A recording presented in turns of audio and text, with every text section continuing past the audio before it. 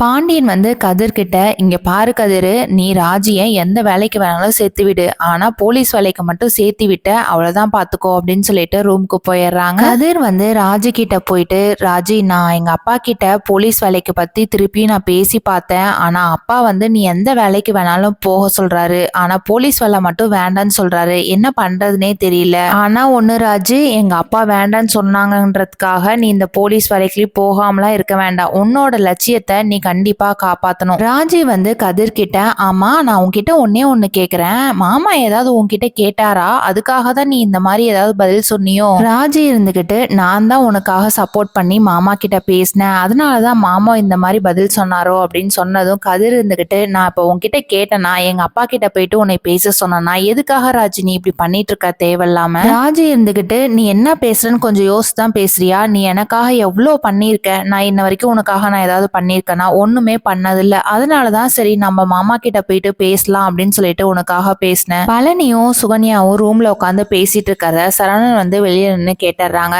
நம்ம நேத்து தான் மாமா கிட்ட கேட்டோம், ஆனா மாமா எந்த ஒரு சண்டையும் இல்லைன்னு தானே சொன்னாரு, ஆனா இன்னைக்கும் இவ்வளவு சவுண்டு கேக்குது. சரவணன் வந்து பாண்டியன் கிட்ட நடந்தது எல்லாத்தையுமே சொல்லிடுறாங்க. பாண்டியன் வந்து சுகன்யா கூப்பிட்டு கேட்ட உடனே சுகன்யா இருந்துகிட்டு, இந்த மாதிரி லீவு வேணும், நாங்க வந்து தியேட்டருக்கு போகணும் அப்படின்ற மாதிரி சொல்றாங்க. பாண்டியன் இருந்துகிட்டு, எதுக்கு சுகன்யா நீ தேவையில்லாம நைட்டு எப்ப பார்த்தாலும் சத்தம் போட்டுட்டு இருக்கிற, நீ என்கிட்ட லீவ் கேட்டேன்னா நான் கொடுத்துருப்பனே அப்படின்ற மாதிரி சொல்றாங்க. பாண்டியன் வந்து சுகன்யாவை இந்த மாதிரி கேள்வி மேல கேள்வி கேட்டா நல்லா இருக்கும்னு யாரெல்லாம் நினைக்கிறீங்களோ அந்த வீடியோக்கு மறக்காம ஒரு லைக் போட்டுக்கோங்க. தேங்க்யூ.